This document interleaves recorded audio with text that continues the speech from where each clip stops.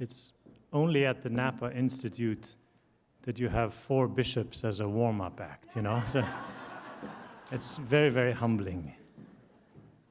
So why are young people so attracted to socialism, and what should we do about it? Is socialism even something that we should be worrying about? Because some people don't seem to think so. Here's a recent article from the New York Times, an op-ed saying, "Can we please relax about socialism?" The author claims to be a proud son of the European Christian socialist tradition, which includes, apparently, for example, Pope Pius XI's encyclical Quadragesimo Anno. The author points to something in Quadragesimo Anno that he likes, but somehow he seems to have missed this famous line about the proud Christian socialist tradition in Quadragesimo Anno, which goes, "Religious socialism and Christian socialism, these are contradictory terms. No one can be at the same time a good Catholic and a true socialist." I know that you are shocked that the New York Times got this wrong. But should we relax about socialism? Might as well say, let's just relax about poverty, because nowhere in the world has socialism led to prosperity, only to economic decline. Here's a picture of a woman looking for food for her kids in a Venezuelan grocery store, just to reinforce that. Or how about this one? Can we please relax about genocide?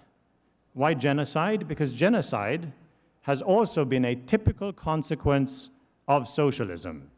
In fact, the death toll from socialist experiments is simply enormous.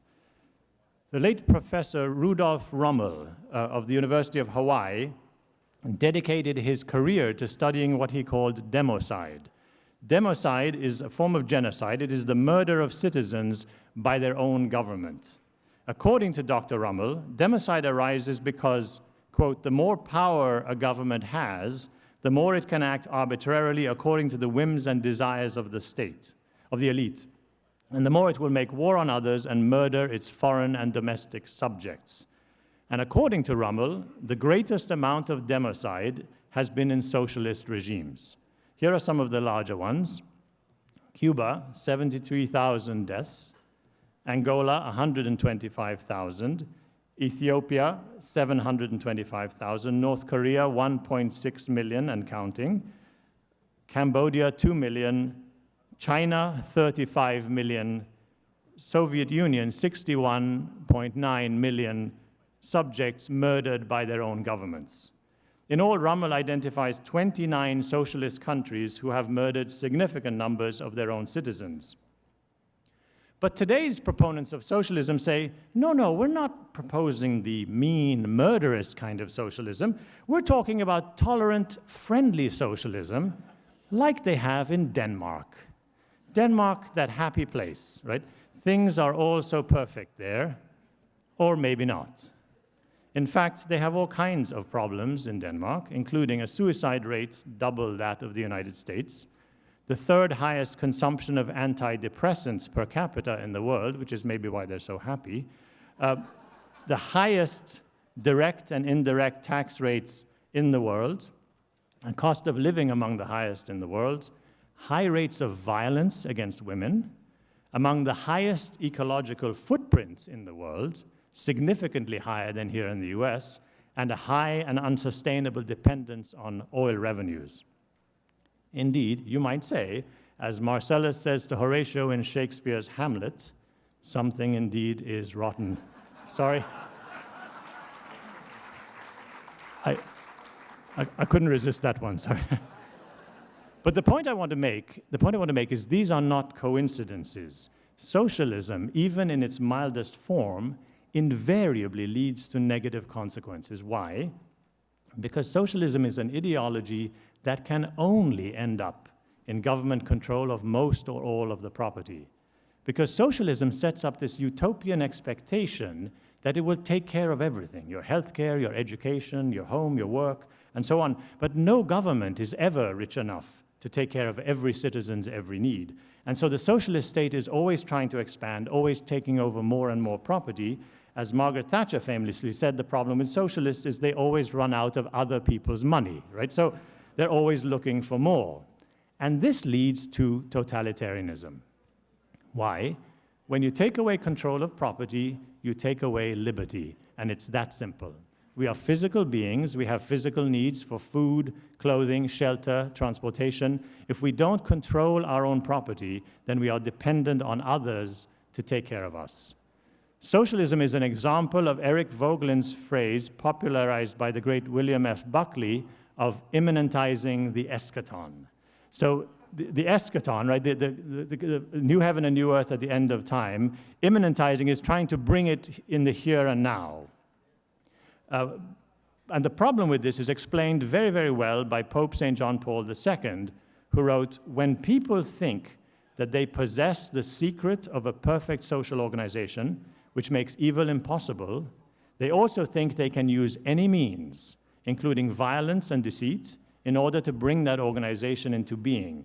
And so you end up murdering large numbers of your own citizens because you think they're getting in the way of your great project." So given this, why is socialism so attractive to our young people? I think it's because of the negative impression they have of capitalism, which they get, at least in part, from the media, particularly the entertainment media. The Media Research Center did a study of Academy Award-winning movies, which showed that 79% of the CEOs portrayed in these movies were portrayed as criminals. In reality, fewer than 1% of CEOs are removed because of criminal or unethical behavior. Here's an evil character from the Lego movies. This is President Business. I kid you not. He's the evil CEO who tries to take over the world. I'll bet your children and grandchildren have a little figure among their Legos of President Business, the evil CEO. No wonder young people have a negative impression of business if this is what they're seeing from a very young age. But a bigger part of the problem, I think, is that there are aspects of capitalism that are actually not good, right, that are not consistent with our Catholic faith. And I'm not talking about business people who break the law.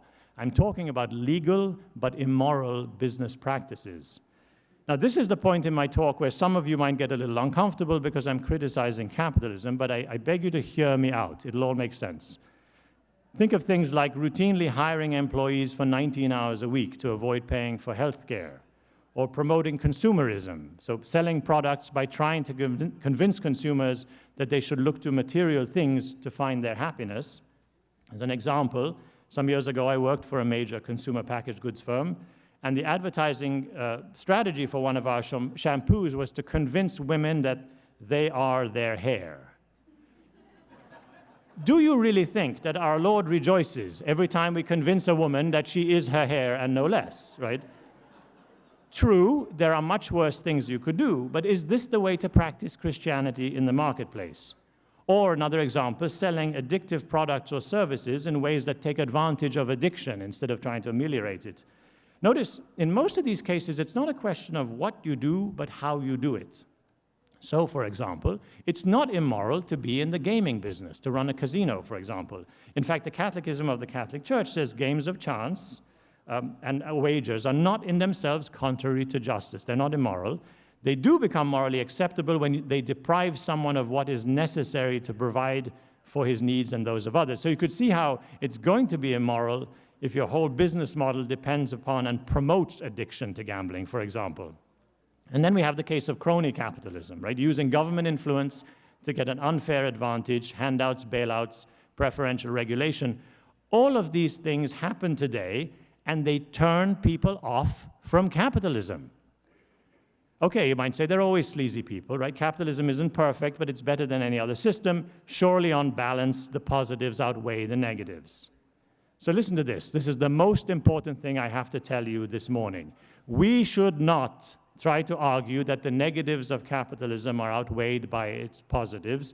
This is the wrong question and the wrong strategy. Why is whether the positives of capitalism outweigh the negatives the wrong question? The problem is in part with the word capitalism itself. It is our opponent's terminology. Who invented the word capitalism? This guy, Karl Marx. Now, if you're wondering, how did I get a color photo of Karl Marx? That's actually not him, that's the waxworks of him in Madame Tussauds.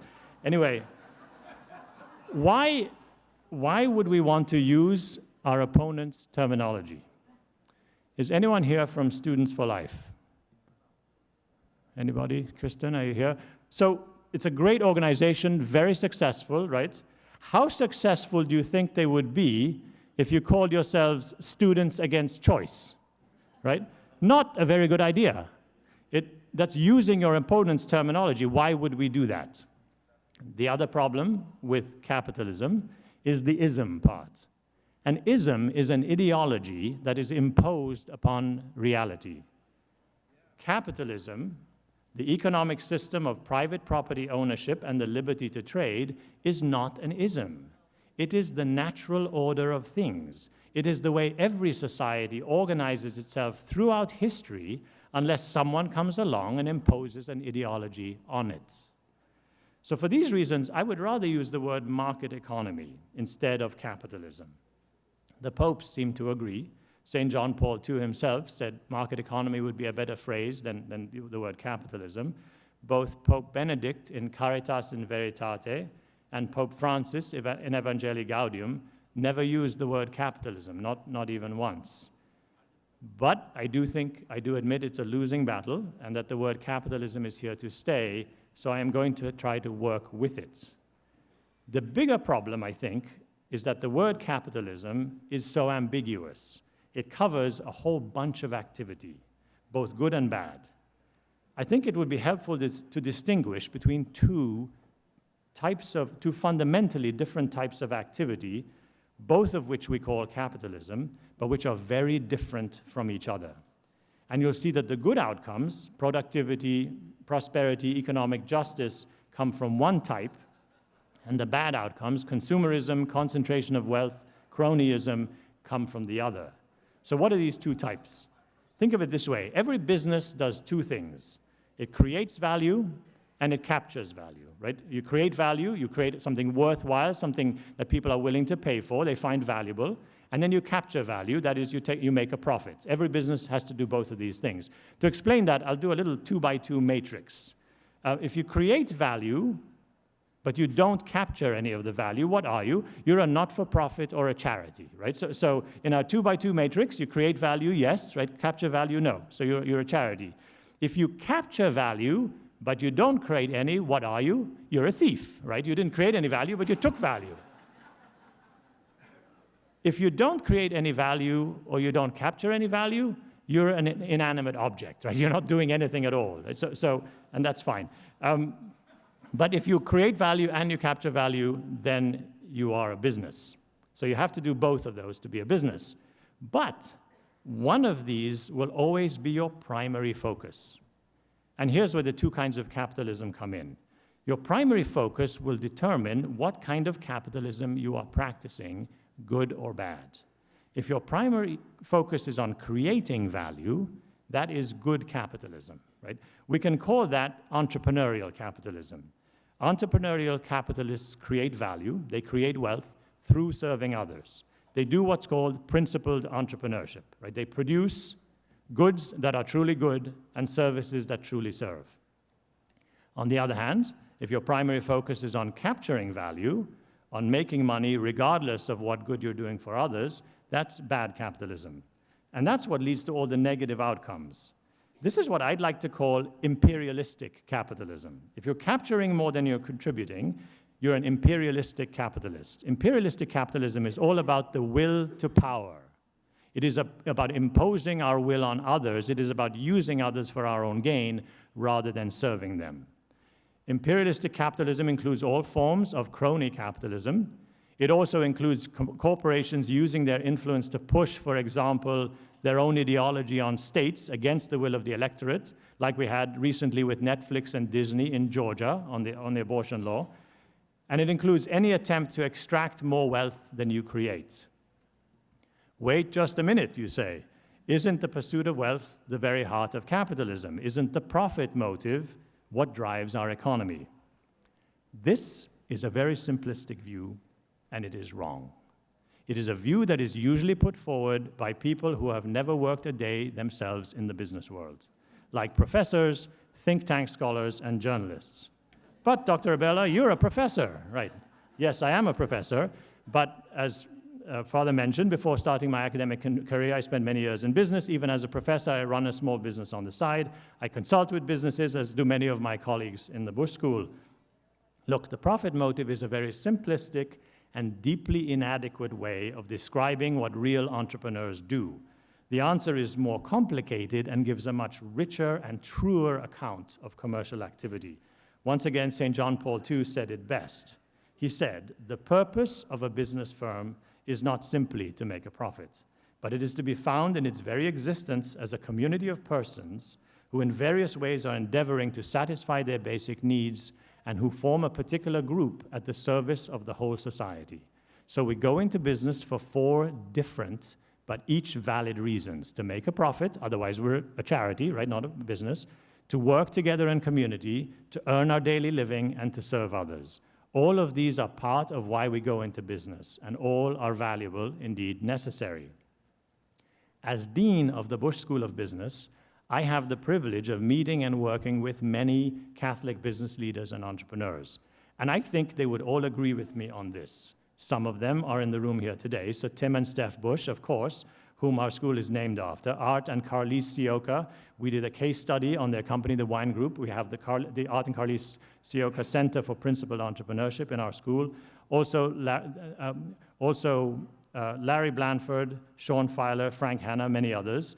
We know their business philosophies, and I think they would all agree with me. You don't go into business just for the money. You do it because you want to do some good. You want to bring a new product into the world. You want to employ people. You want to use your God-given talents through business, and you make a profit. It all fits together. This is how you imitate Christ in the marketplace, by going into business to serve others. And so this idea of the 2 different kinds of capitalism squares very well with Catholic teaching on business. For example, St. John Paul II, in his encyclical letter Centesimus Annus, asks whether capitalism is the system that the newly freed economies of after 1989 should pursue, and he answers, if by capitalism is meant an economic system which recognizes the fundamental and positive role of business, the market, private property, and the resulting responsibility for the means of production, as well as free human creativity in the economic order, then the answer is certainly in the affirmative, i.e. yes. And so this is entrepreneurial capitalism. But then he goes on to say, but if by capitalism you mean a system in which freedom in the economic sector is not circumscribed within a strong juridical framework, which places it at the service of human freedom in its totality, the core of which is religious, ethical and religious, then the reply is certainly negative. No, and that would be imperialistic capitalism. Pope Francis wrote, business is a noble vocation, provided that those engaged in it see themselves challenged by a greater meaning in life, to serve the common good by striving to increase the goods of the world and to make them accessible to all. That would be entrepreneurial capitalism. And when he criticizes an economy of exclusion and inequality, as you've heard, or an economy that kills, he's talking about imperialistic capitalism. Do you see how helpful it would be if more people understood that there are 2 fundamentally different types of approach to the market economy, that we call them both capitalism, but they are so very different from each other? Do you see how this would help? It allows us to advocate for entrepreneurial capitalism as an approach that leads to prosperity, economic justice, and care for others without having to defend the things that people criticize capitalism for and the bad effects of capitalism that people complain about. We don't have to say, on balance, we're better off. There's no balancing here. We can be all in for entrepreneurial capitalism, nothing to be ashamed of, no apologies, right? This is how we can save the market economy from socialism. But it... Thank you. But it's actually even more important than saving the market economy, as important as that is. Understanding the difference between entrepreneurial capitalism and imperialistic capitalism is important for saving our very civilization. I don't think I am exaggerating. Our civilization depends on, at root, a number of non-market institutions. So our churches, our schools, right, governmental institutions that support the rule of law, and most importantly, the family. This is the icon of the family that I could find on PowerPoint. I don't really like it. I made one of my own. It looks like this. Isn't that better? Yeah.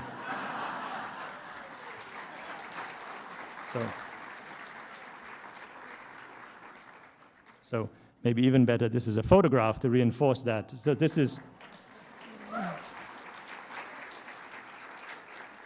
this picture stands for family, so my own, and education, because it's my daughter's graduation from Catholic U a couple of months ago, and church, because we're standing at the shrine, the Basilica of the Immaculate Conception.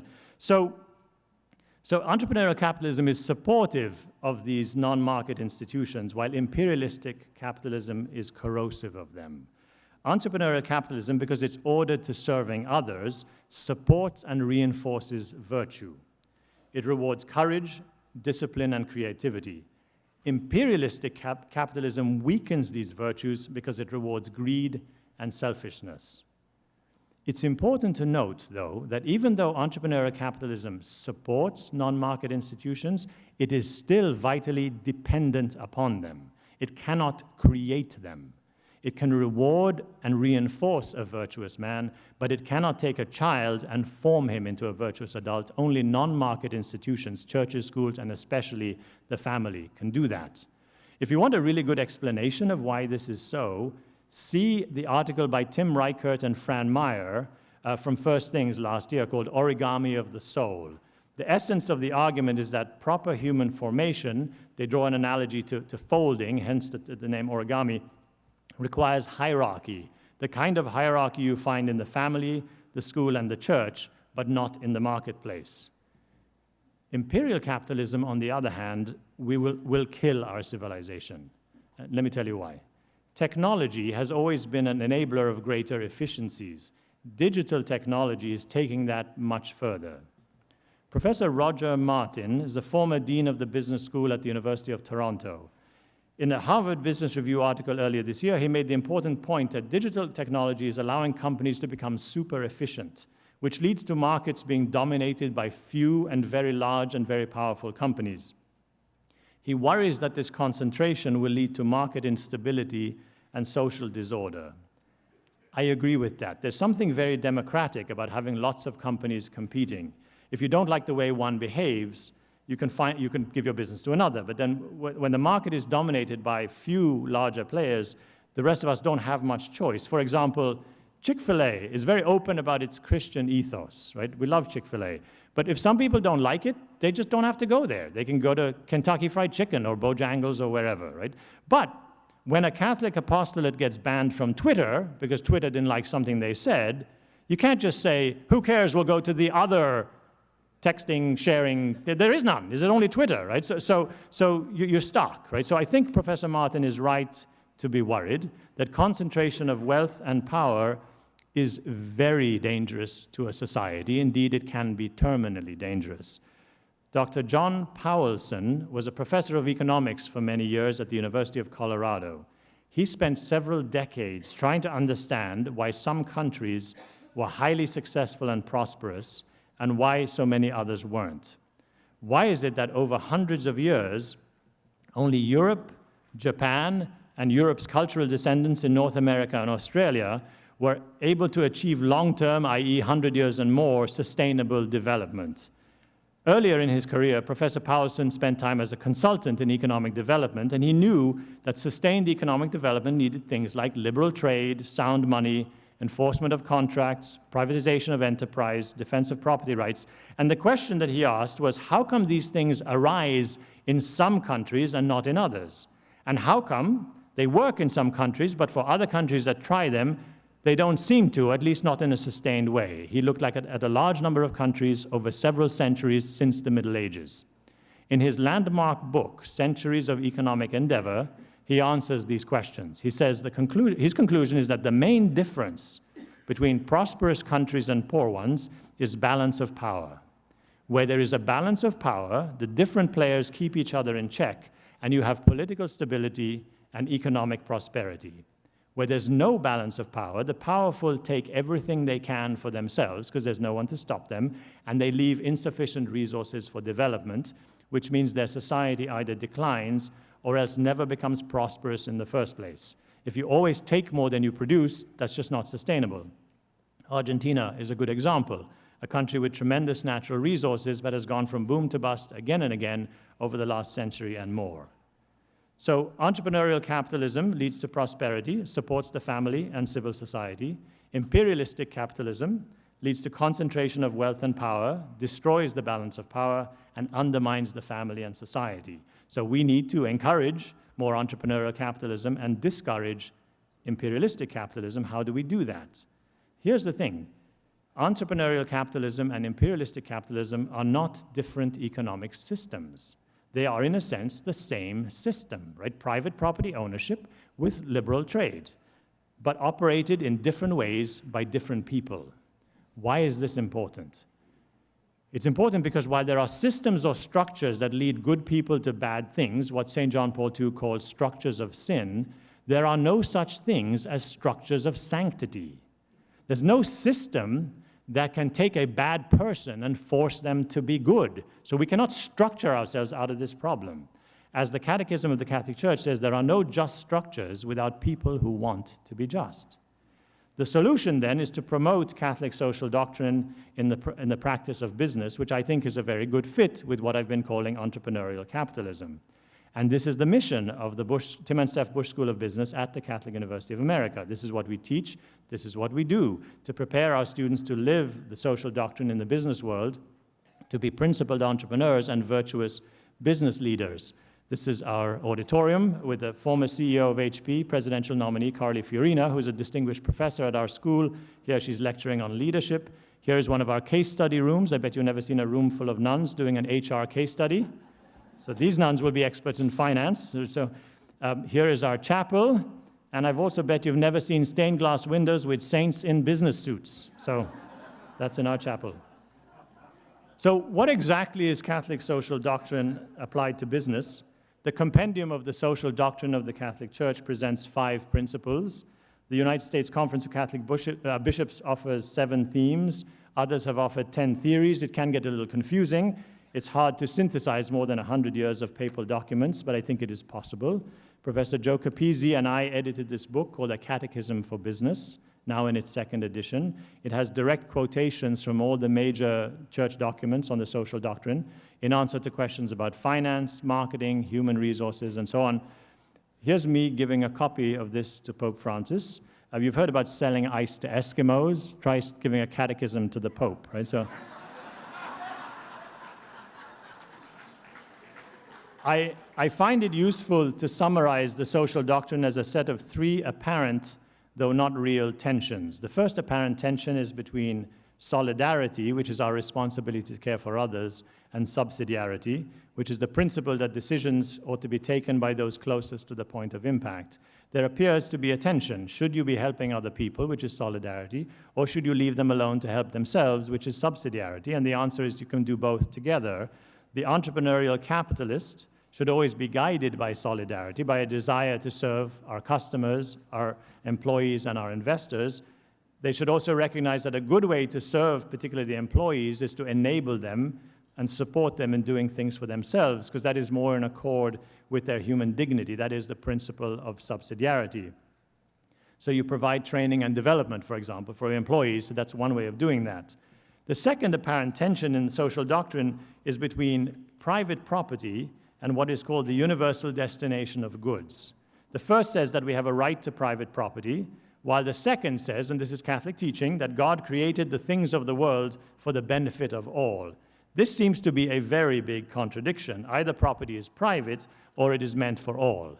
Here's how you bring them together. St. Thomas Aquinas says that there are 2 aspects to private property.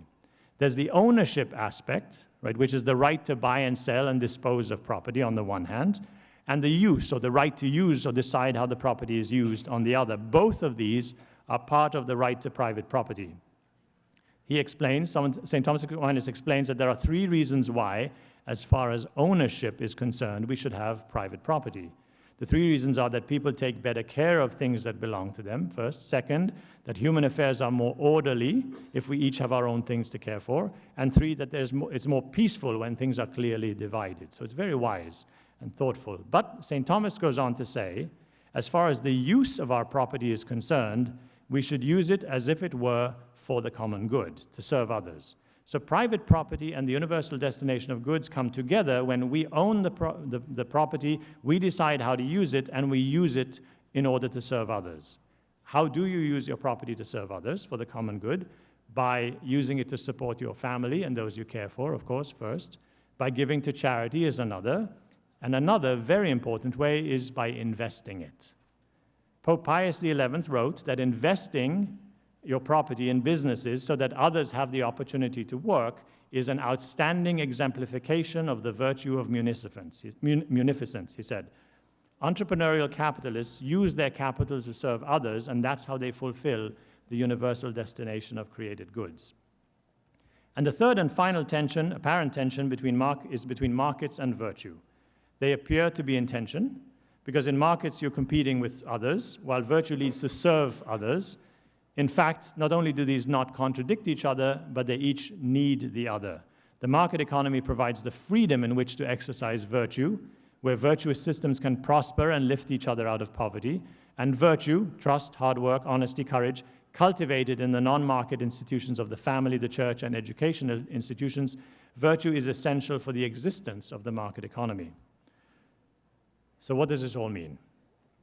It means that when young people are attracted to socialism, we need to show them that entrepreneurial capitalism, Catholic social doctrine applied to business, is what they are really looking for. So when they say that capitalism is greedy and selfish, let us explain to them that they are talking about imperialistic capitalism, but we are talking about entrepreneurial capitalism. Let us make the case that entrepreneurial capitalism is better than socialism, not just because it promotes freedom and prosperity, but because it is more just and more caring than socialism. That will blow their minds. Entrepreneurial